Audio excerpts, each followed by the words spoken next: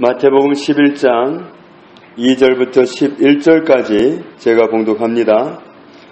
요한이 옥에서 그리스도께서 하신 일을 듣고 제자들을 보내어 예수께 여짜오되 오실 그이가 당신이 오니까 우리가 다른 일을 기다리오니까 예수께서 대답하여 이르시되 너희가 가서 듣고 보는 것을 요한에게 알리되 맹인이 보며 못 걷는 사람이 걸으며 나병 환자가 깨끗함을 받으며 못 듣는 자가 들으며 죽은 자가 살아나며 가난한 자에게 복음이 전파된다 하라. 누구든지 나로 말미암아 실족하지 아니하는 자는 복이 있도다 하시니라. 그들이 떠나매 예수께서 무리에게 요한에 대하여 말씀하시되 너희가 무엇을 보려고 광야에 나갔더냐? 바람에 흔들리는 갈대냐? 그러면 너희가 무엇을 보려고 나갔더냐? 부드러운 옷 입은 사람이냐? 부드러운 옷을 입은 사람들은 왕궁에 있느니라. 그러면 너희가 어찌하여 나갔더냐? 선지자를 보기 위함이었더냐? 옳다. 내가 너희에게 이르노니 선지자보다 더 나은 자니라. 기록된 바 보라 내가 내 사자를 내 앞에 보내노니 그가 내 길을 내 앞에 준비하리라 하신 것이 이 사람에 대한 말씀이니라. 내가 진실로 너희에게 말하노니 여자가 낳은 자 중에 세례 요한보다 큰 이가 일어남이 없도다. 그러나 천국에서는 극히 작은 자라도 그보다 크니라. 아멘.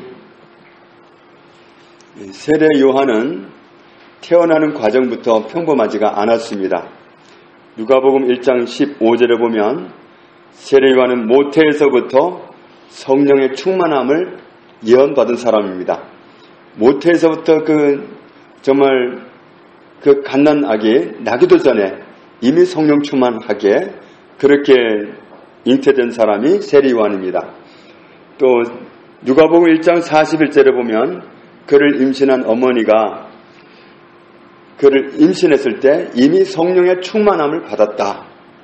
또 누가복음 1장 67절에 보면 그의 아버지도 아들을 낳았을 때 성령 충만함을 받았다. 그러니까 세례 요한은 모태에서부터 성령이 충만했고 그 부모는 이래저래 성령 충만하고 그래서 온 가족이 성령으로 충만한 그런 은혜를 입은 가정이었습니다. 그런데 이 세례 요한의 집은 광야에 있었습니다. 빈 들에 정말 외딴 집에 있었습니다. 그런데 이 아버지가 제사장이었거든요.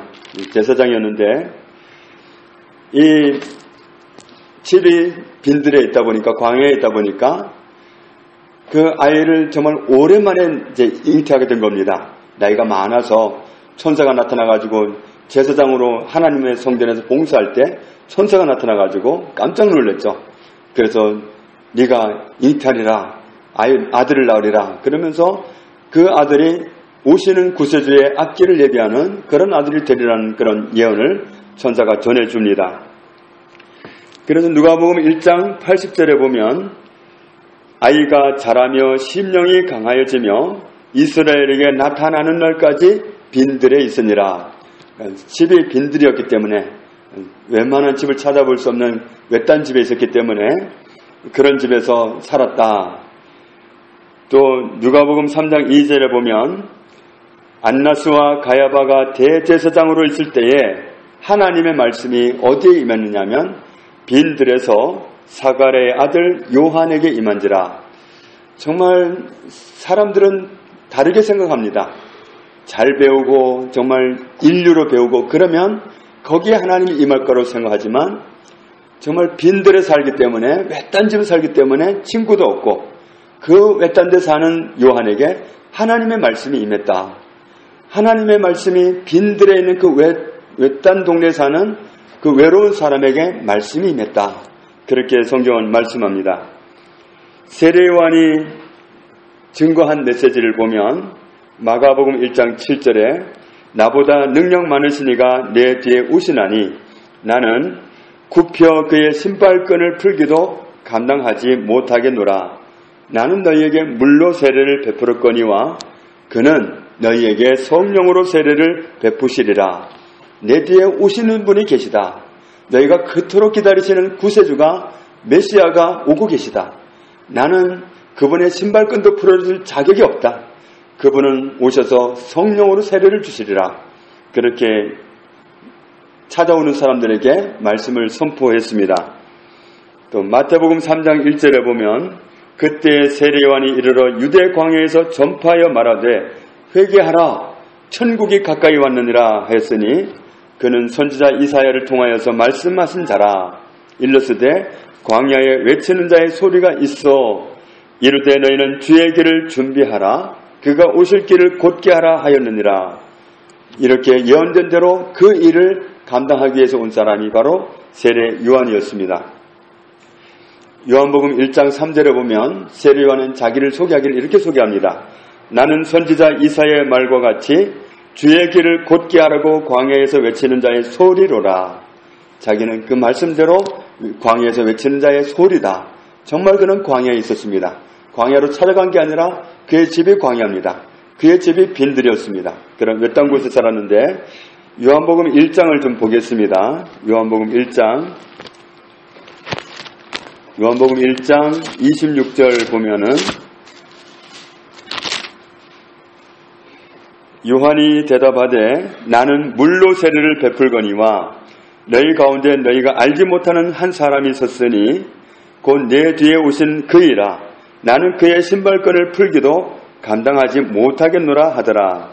그랬던 이 요한이 아직 예수님을 만나기 전입니다. 그런데 이제 오셨다는 사실은 아는데 아직 나타나지 않았습니다. 그런데 29절에 이튿날 요한이 예수께서 자기에게 나아오심을 보고 이르되 보라 세상 죄를 지고 가는 하나님의 어린 양이로다. 내가 전에 말하기를 내 뒤에 오는 사람이 있는데 나보다 앞선 것은 그가 나보다 먼저 계심이라 한 것이 이 사람을 가리킴이라. 나도 그를 알지 못하였으나 내가 와서 물로 세례를 베푸는 것은 그를 이스라엘에 나타내려 함이라 하니라. 요한이 또 증언하여 이르되 내가 보매 성령이 비둘기같이 하늘로부터 내려와서 그의 위에 머물렀더라.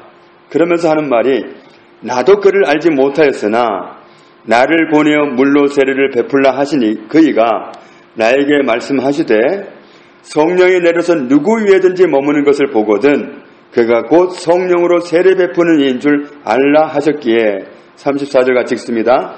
내가 보고 그가 하나님의 아들이심을 증언하였노라 하니라. 세례 요한이 예수님을 하나님이 보내신 메시아라는 사실을 알아봤습니다. 그런데 어떻게 알아봤느냐? 그분이 나타나실 때 성령이 비둘기처럼 그분이 임하는 걸 봤습니다. 그걸 보고는 저분이구나 하는 걸 알았는데 어떻게 또 알았느냐? 성경에 말씀한 대로 알게 해주시기를 성령께서 그분이 내리는 것을 보거든 그분이 곧 그분이라는 사실을 알아라. 그런 사인을 미리 받았는데 내가 그 말씀 때문에 미리 알려주신 그 말씀 때문에 성령이 임하시는 걸 보고 이분이 하나님의 아들이라는 사실을 내가 알고 증거했다. 이렇게 고백하는 겁니다. 36절에 보면 예수께서 거니심을 보고 말하되 보라 하나님의 어린 양이로다. 또 똑같은 말을 하죠. 하나님의 어린 양이로다. 자, 이렇게 세례 요한이 예수님을 증거해 주었기 때문에 예수님이 본래의 일을 감당하기가 수월했습니다. 그래서 세례 요한은 의도적으로 이런 일을 하도록 이미 예언된 선지자였습니다. 그래서 예언된 대로 왔던 사람이 세례 요한인데 그가 와서 이렇게 예수님이 하신 일을 수월하게 하도록 길 닦는 역할을 해놓은 겁니다. 이렇게 정말 잘했던 사람이 오늘 우리가 읽었던 마태복음에 있는 말씀을 보면 엉뚱한 일이 벌어지는 것을 볼 수 있는데 마태복음 11장 2절에 그때 세례 요한은 감옥에 갇혀 있었습니다.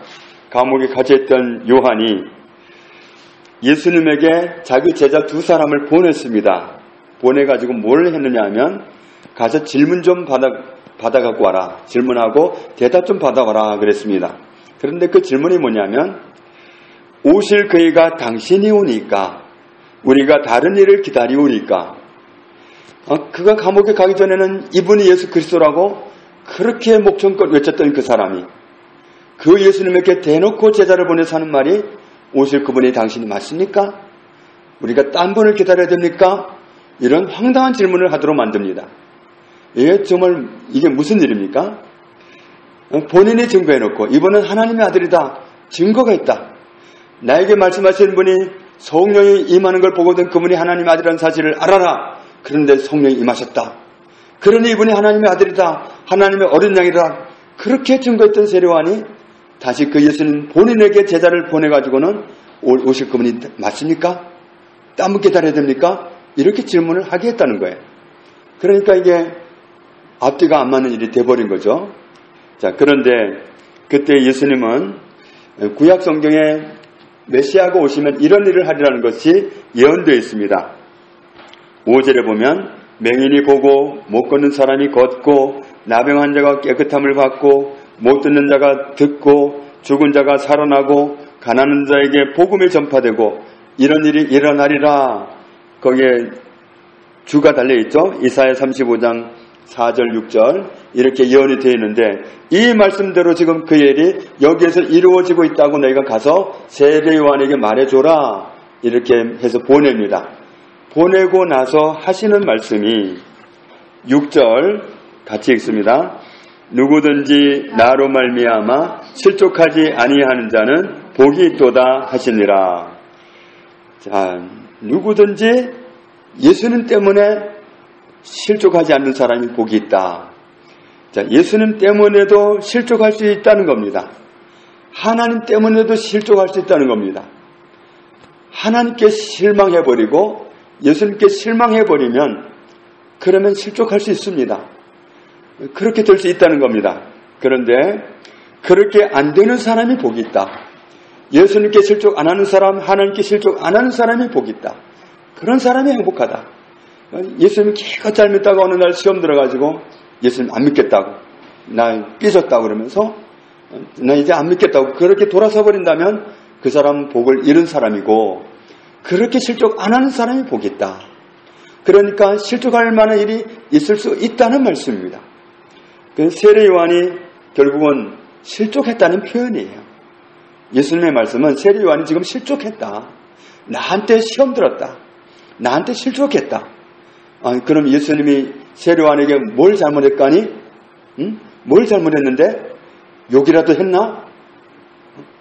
뭘 잘못해서 예수님한테 시험이 들죠? 이게 문제죠. 사탄은 사람을 실족하게 하려고 가져오는 무기가 있습니다. 그게 생각입니다. 생각을 갖다가 넣어줍니다. 그래서 우리도 가끔 집요한 생각이 와서 탁 눌러붙으면 그 집요하게 나를 사로잡는 생각 때문에 몇 날 며칠을 거기에 씨름할 수도 있습니다.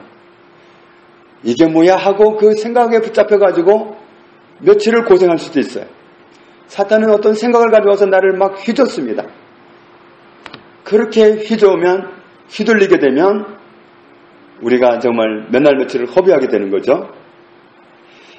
가룟 유다가 예수님을 팔 때도 생각으로 공격을 받았습니다. 요한복음 13장 2절에 보면 마귀가 벌써 시몬의 아들 가룟 유다의 마음에 예수를 팔려는 생각을 넣었더라. 예수를 팔려는 생각을 누가 넣었냐면 마귀가 넣은 거예요. 그러니까 가룟 유다가 똑똑해가지고 예수를 팔아버려야겠다 차라리 그런 생각을 지혜롭게 해낸 게 아니라 마귀가 그 생각을 집어넣어줬단 말이에요.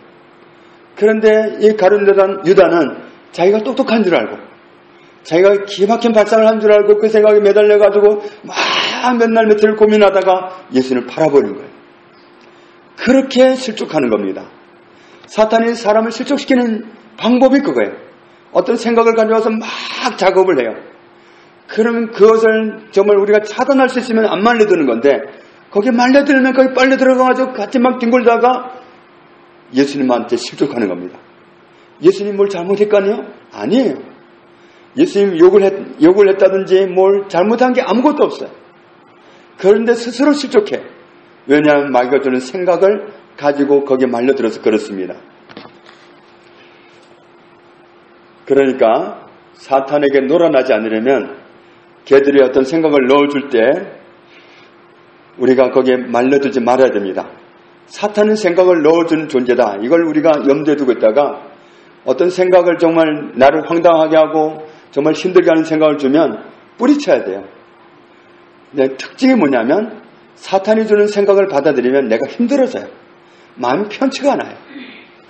나는 굉장히 좀 중요한 일을 생각하는 것 같지만 일단 평화가 깨져버려요. 하나도 행복하지도 않고 평화가 깨져버려요. 그 생각에 사로잡히는 동안은 뭐 하는지를 몰라요. 내가 괴롭기만 하고 힘들고 평화가 없습니다. 사탄이 주는 생각에 사로잡히면 그래요. 그런데 하나님 주시는 생각에 들어가면 그저 평안합니다. 환경이 정말 나를 힘들게 하고 정말 나를 곤란하게 하는 것 같은 그런 환경인데도 불구하고 그게 내 마음의 평안을 깨가지를 못해요. 흔들림이 없이 평안하고 감사하고 찬양하고 싶고 그렇습니다. 그래서 정말 마음에 평화가 있는 사람은 힘들어도 하나님을 찬양합니다. 그냥 설거지하면서 그냥 찬양하고 뭐 하면서 찬양하고 계속 찬양을 자꾸 해요. 은혜가 있는 사람은. 그런데 그 사단이 준 생각에 사로잡힌 사람은 평화가 깨져버립니다. 그러니까 내가 중요한 생각을 하는 것 같지만 내가 평화가 깨졌다면 그 생각은 사단이 가져온 겁니다. 그때 우리가 알아봐야 돼요. 그때 알아보고 그 생각을 대적해야 됩니다. 그 생각을 몰아내야 됩니다. 그 생각을 주는 사단을 몰아내야 돼요. 그래서 추방을 시켜야지 그 생각에 사로잡힌 우리는 결국은 죄를 짓습니다. 누구한테 정말 주로 실망했을 때 시험 들잖아요. 우리가 도대체 그 인간 뭐야 도대체 이런 생각을 하게 된다면 시험에 드는 거예요. 그런데 정말 우리가 때로 정말 오늘 예배 시간 늦는 것 때문에 우리가 말씀을 좀 나눴는데 저도 이 문제 가지고 참 단련을 많이 받았습니다. 정말 제가 스트레스를 많이 받았어요. 시간은 정해져 있는데 시간이 안 지켜지니까 정말 괴롭더라고요. 정말 너무너무 괴로워가지고 제가 마음을 빼앗겼어요. 막 휘둘리고 그러다가 아무튼 도대체 왜 맨날 그러는 거야 도대체 이러면 뭐가 되냐면 아무튼 도대체 왜 그래 하고 이렇게 떠올리는 순간에 제가 시험에 듭니다. 진짜 시험에 들어요. 그러니까 평화가 깨져버려요. 그러니까 평화가 깨지는 건 아니거든요. 그러니까 그 생각을 몰아내게 되고 그래서 정말 그 어떤 그런 생각들을 가져다 주는 원수를 대적하는 방법을 저도 배워왔습니다. 그러니까 우리가 정말 나를 힘들게 하는 생각이 왔다 그러면 그건 내가 바른 생각을 하고 있는 게 아니에요. 정말 어떤 사람이든 내가 섭섭하게 생각하고 좀 모자라게 생각하고 좀 부당하게 생각하고 이렇게 생각하면 벌써 내가 평화가 깨져버립니다. 그러니까 다른 사람을 불편하게 생각하는 자체가 벌써 휘말리는 거예요. 그러니까 어떤 사람도 불편함이 없어야 돼요. 그러니까 평화를 잃지는 말아야 돼요. 그래서 평화를 잃게 되면 이건 딴 데서 왔구나. 하나님 회개합니다. 하나님 죄송합니다. 용서해 주세요. 그리고는 그 영을 대적하고 생각을 몰아내면 평화를 회복합니다. 그래서 우리가 이건 정말 경험을 통해서 배운 것을 말씀드린 건데 정말 못마땅한 사람이 있더라도 생각에 빠져보면 알아요. 평화가 깨지면 그건 아니에요. 그건 아니기 때문에 우리가 바로 잡아가는 겁니다. 그래서 어떤 생각으로 우리를 넘어뜨리려고 할 때 예수님이 지금 세례요한을 두고 하시는 말씀이 실족했다. 실족하지 않는 사람이 복이 있다. 자, 누구한테 실족했어요? 예수님한테. 아니 예수님 뭘 잘못했는데 뭘 잘못했느냐면 세례요한 혼자 생각하기에 사단이 준 생각을 가지고 받아들여가지고 막 생각하다 보니까 소설을 쓰기 시작한 겁니다. 소설을 썼는데 사단이 준 생각은 소설을 씁니다. 그렇게 복잡할 수가 없습니다. 소설을 썼는데 뭐라고 소설을 썼냐 하면 예수님이 구주라면 구세주라면 내가 감옥에 갇혀있으니까 나를 감옥에서 구해주러 오시리라 혼자 생각한 거예요. 세례요한이. 그런데 아무리 기다려도 예수님이 안 오신 거야. 네가 간다고 그랬간요. 감옥에 갇혀서 내가 가서 구해주리라고 안 하셨거든요. 세례요한은 그의 사명이 끝난 거거든요. 그의 사명이 끝났으면 감사함으로 있으면 되는 건데 지금 소설을 쓰는 바람에 이게 실족한 거예요. 사단이 주는 생각을 잘못 받아들여가지고 소설을 쓰다가 망가진 겁니다. 그래서 정말 이 세례요한은 안타까운 사람입니다. 얼마나 안타까운 사람이냐 하면 예수님이 결국 11절에서 하신 말씀을 보면 같이 읽습니다. 11절, 마태복음 11장 11절. 내가 진실로 너희에게 말하노니 여자가 낳은 자 중에 세례 요한보다 큰 이가 일어남이 없도다. 그러나 천국에서는 극히 작은 자라도 그보다 크니라. 아멘. 자, 예수님의 이 한마디 속에 두 가지가 들어가 있어요. 세례 요한은 태어날 때 여자가 낳은 자 중에서 최고 큰 사람으로 태어났다. 태어날 때 최고 큰 사람으로 태어났다는 거예요. 자, 그런데 이제는 어떻게 됐느냐면, 이제는 천국에 들어가서 보면 알겠지만, 천국에 가서 보면 알겠지만, 극히 작은 자라도 그보다 크다. 제일 작은 자가 돼버린 거예요. 세례 요한이 태어날 때는 가장 큰 사람으로 태어났는데, 천국에 들어갈 때는 가장 작은 자가 돼가지고 들어가 버렸어요. 이 다음에 천국 가면 우리가 천국에 가게 된다면 세례 요한보다 커요. 이게 이 말씀입니다. 왜 그렇게 된 거죠? 실족해버렸기 때문에. 스스로 소설 쓰게 만든 사단에 말려들어가지고 실족해버리는 바람에 큰 사람이 제일 작은 사람이 돼버렸어요. 제일 큰 사람이 가장 작은 사람이 돼버렸어요. 그러니 이게 얼마나 억울한 일이에요. 믿음을 지켜갔더라면, 사단이 준 생각인 줄 알고 뿌리쳐버렸더라면 이런 일이 없는 건데, 천국에 가서도 가장 큰 자가 될 뻔했는데 이렇게 돼버린 거예요. 그러니까 실족이라는 게 얼마나 우리를 정말 망가뜨리는 그런 도구인지 알 수 있습니다. 그러니까 사단은 자꾸 실족시키려고 하는 거예요. 인간관계를 통해서 실족하게 하고, 심지어 오늘 말씀처럼 예수님한테 실족하게 하고, 하나님 앞에 실족하게 하고, 실족하게 만드는 거예요.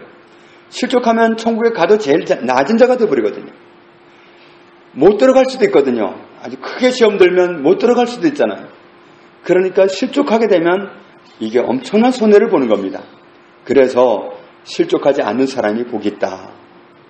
그러니까 실족하지 않으려면 생각을 잘 관리하면 돼요. 어떤 생각을 하는데 평화가 깨졌다. 그럼 이건 아니에요. 그땐 생각을 빨리 몰아내야 돼요. 회개하고 빨리 몰아내고 평강을 회복해야 돼요. 그런 사람이 천국에 가서 작은 자가 안 되는 겁니다. 그런 사람이 복 있는 사람입니다. 실족하는 거 정말 나를 해롭게 하기 때문에 실족하는 자리에 가지 말아야 됩니다. 하나님은 어떤 분이냐면, 하나님은 선하십니다. 하나님은 인자하십니다. 보십시오. 예수님이 세례 요한에게 한마디도 안 했어요. 무슨 나쁜 말을 했다든지 모의를 했다든지 아무것도 없어요. 예수님은 오직 모든 사람을 구원하기 위해서, 몸을 희생하기 위해서, 죽기 위해서 오셨어요. 세례 요한을 위해서도 그의 구원을 위해서 죽어주시기 위해서 오셨어요. 그런데 뭘 잘못했다고 세례 요한이 예수님한테 시험 듭니까? 그럼 말도 안 되는 시험에 드는 그 이유가 뭐예요? 사단에게 말려드는 겁니다. 어떻게 말려들어요? 생각에. 하나님이 원치 않는 생각을 받아들이면 평화가 깨지고 걔들에게 말려들어서 이렇게 돼버리고 맙니다. 그러니까 실족하지 않는 사람이 복이 있습니다.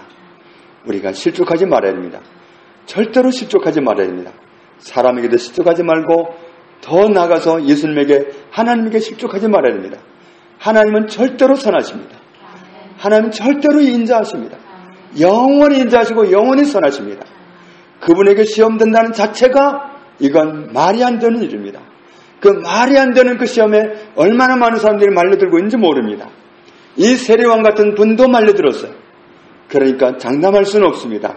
우리가 정말 깨어 있어야 됩니다. 그래서 생각을 잘 관리해야 돼요. 그래서 나쁜 생각, 시험 들게 하는 생각, 정말 남을 나쁘게 생각하고 정말 그런 생각들이 오면, 나를 힘들게 하는 생각이 오면 알아보고 막아내버리고 실족한 자를 빨리 박차고 일어나와서 하나님이 기뻐하시는 복 있는 자리 지켜갈 수 있는 저와 여러분이 되시기를 주님의 이름으로 축복합니다. 하나님 아버지 감사합니다. 우리가 어떻게 살아야 복 있는 사람인지 알게 해주셨습니다. 실족한 사람, 실패한 사람, 세례 요한 그 안타까운 분을 통해서 오늘 우리는 그런 사람이 되지 말라고 거울로 보여주셨습니다. 주님, 우리가 생각 관리를 잘 하기 원합니다. 소설을 쓰게 하고 평강을 깨뜨려버리는 원수의 생각이 올 때에 순간 알아차리는 은혜를 주셔서 막아내게 하시고 대적하게 하시고 하나님 앞에 회개하고 즉시 돌이킴으로 하나님이 주시는 은혜 가운데 살아가는 큰 은혜 입은 자녀들 다 되게 하여 주옵소서. 예수님 이름으로 기도합니다. 아멘.